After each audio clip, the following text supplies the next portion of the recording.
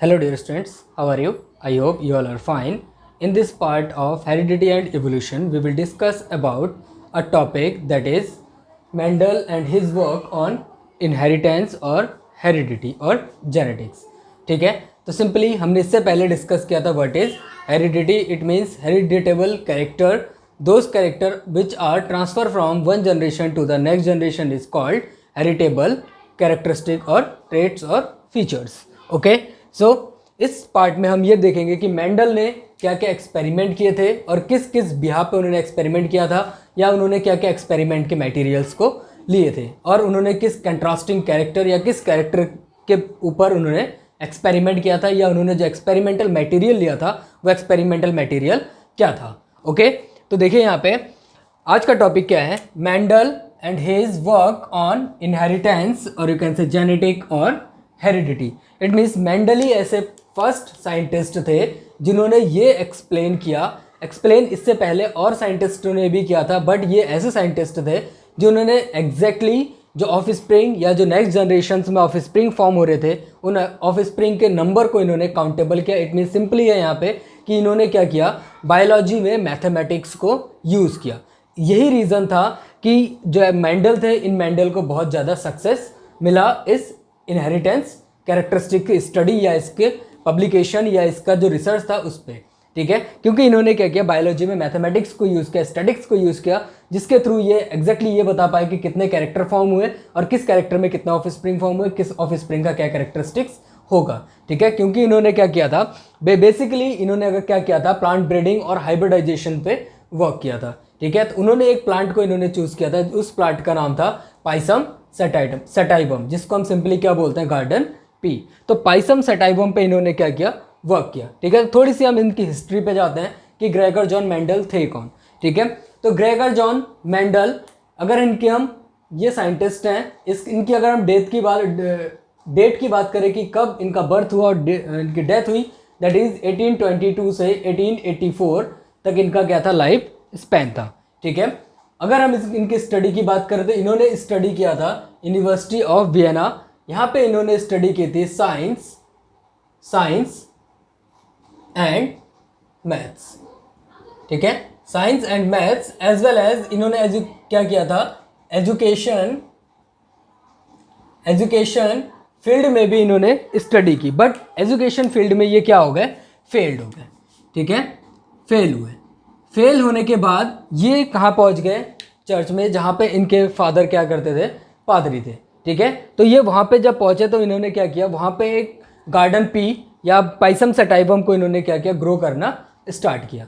ठीक है, इसीलिए इन्होंने क्या किया, उसी गार्डन पी प्लांट को इन्होंने चूज़ किया. साइंटिफिक नेम उसका क्या है, पाइसम सटाइवम. ठीक है, तो इन्होंने क्या किया, लॉज ऑफ इनहेरिटेंस दिए. Laws of inheritance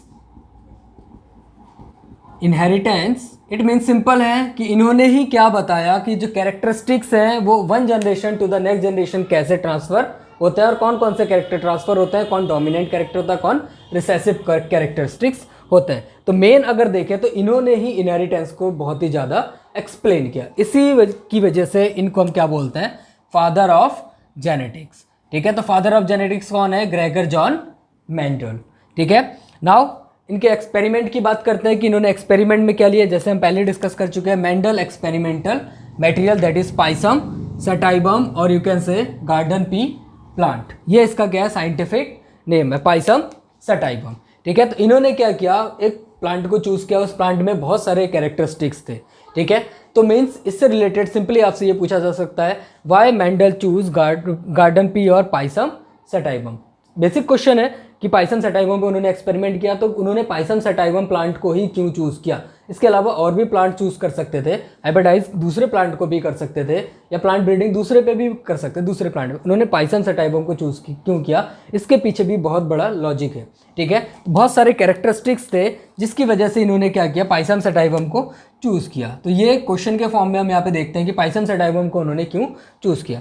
first, availability of detectable contrasting traits और character of several characteristics.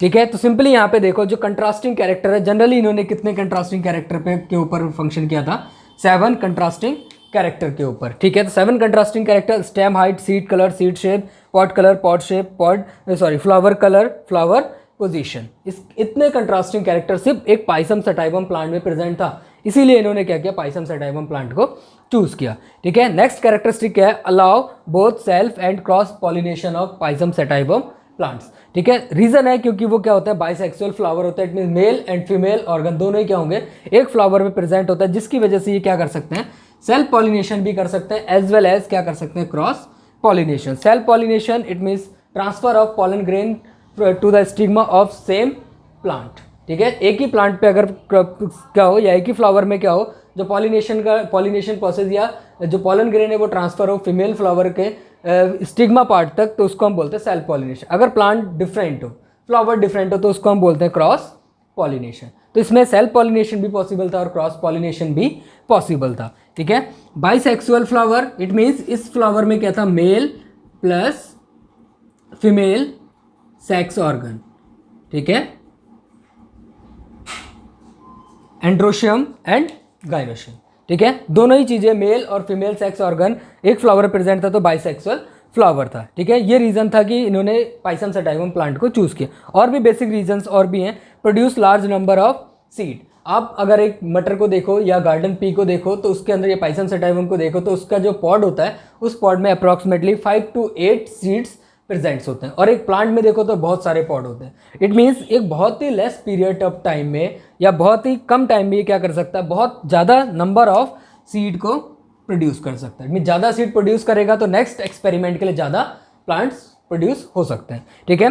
Next, short life span of the plant, ठीक है। जनरली लाइफ स्पैन किसको कहते हैं, लाइफ स्पैन जब किसी ऑर्गेनिज्म की क्या होती है, बर्थ होती है, birth to till natural death, ठीक है। उस पीरियड जहाँ पे एक ऑर्गेनिज्म की बर्थ हुई और बर्थ के बाद उसकी नेचुरल डेथ होती है, तो इस कंप्लीट पीरियड को हम बोलते हैं लाइफ स्पैन। जैसे हमने यहाँ पे बात की थी अभी, ठीक है। मेंडल का बर्थ हुआ था 1822 में और इनकी नेचुरली डेथ हुई थी 1884 में, तो ये कंप्लीटली इनका क्या कहलाएगा, लाइफ स्पैन। वैसे ही अगर हम पाइसम सटाइवम के लाइफ स्पैन की बात करें, तो लाइफ स्पैन इसका 5 to 6 मंथ होता है। इट मीन्स बहुत ही शॉर्ट लाइफ स्पैन है, इतने कम पीरियड में ही ये क्या कर सकता है, एक एक्सपेरिमेंट कर सकता है, नेक्स्ट जनरेशन बहुत ही जल्दी आ जाएगी, तो एक्सपेरिमेंट हम ज़्यादा कंडक्ट कर सकते हैं, ठीक है। It can easily grow in pot, easily किसी पॉट में या किसी गमले में कहीं पे भी इसको इजीली, या किसी गार्डन या छोटे से एक पार्ट में इसको क्या कर सकते हैं, इजीली हम ग्रो कर सकते हैं। इजीली ग्रो किया तो उसका ब्रीडिंग या उसका हाइब्रिडाइजेशन कराना क्या होगा, बहुत ही ईजी हो जाएगा। तो ये सारे रीजन थे जिसकी वजह से मेंडल ने क्या चूज़ किया था, पाइसम सटाइवम प्लांट को इन्होंने क्या किया था, चूज़ किया था, ठीक है। तो बेसिकली अगर हम देखें तो इन्होंने क्या था, लॉ ऑफ इनहेरिटेंस दिए थे। इसके लिए इनके पास क्या था, कंट्रास्टिंग कैरेक्टर्स थे। वो कंट्रास्टिंग कैरेक्टर कितने थे टोटल, अगर कंट्रास्टिंग कैरेक्टर्स की अगर हम बात करें तो टोटल कंट्रास्टिंग कैरेक्टर के नंबर कितने हैं, 7, ठीक है। तो 7 कंट्रास्टिंग कैरेक्टर पे इन्होंने फंक्शन किया था। वो कंट्रास्टिंग कैरेक्टर थे, उसमें एक कैरेक्टर क्या था, डोमिनेंट, दूसरा कैरेक्टर क्या था, रेसेसिव। जो कैरेक्टर क्या था, अपने आप को एक्सप्रेस कर रहा था नेक्स्ट जनरेशन में, उसको हम बोलते हैं डोमिनेंट। जो अपने आप को एक्सप्रेस नहीं कर पाएगा कैरेक्टर, उस कैरेक्टर को हम बोलते हैं रेसेसिव ट्रेट्स और कैरेक्टर, ठीक है। तो देखो यहाँ पे एक ट्रेट हम यहाँ पे लेते हैं, स्टेम हाइट। इसमें 2 कंट्रास्टिंग कैरेक्टर है, एक टॉल है, दूसरा क्या है, डॉर्फ है। स्टेम हाइट एक कंट्रास्टिंग कैरेक्टर है, ठीक है, याद रखना। स्टेम हाइट एक कंट्रास्टिंग कैरेक्टर, और इसके जो कैरेक्टरिस्टिक है, एक क्या था टॉल, दूसरा क्या था डॉर्फ। टॉल क्योंकि नेक्स्ट जनरेशन में या एक जनरेशन जैसी फॉर्म हुई, उस जनरेशन में प्लांट कैसे आएंगे, टॉल आएंगे, इसलिए प्लांट को इन्होंने क्या माना, टॉल डोमिनेंट है और डॉर्फ क्या होगा, रिसेसिव होगा, ठीक है। दूसरा contrasting character seed colour. Seed colour में इन्होंने येलो को डोमिनेंट और ग्रीन को रिसेसिव, ठीक है। सीड शेप राउंड डोमिनेंट होगा और इंकल्ड क्या होगा, रिसेसिव होगा। पॉड कलर की अगर बात करें तो पॉड जो फली होती है मटर की, उस फली को बोलते हैं हम पॉड। पॉड कलर क्या होगा, green dominant and yellow recessive. Pod shape की अगर बात करें तो पॉड शेप क्या होगा, इन्फ्लेटेड एंड कॉन्स्ट्रिक्टेड।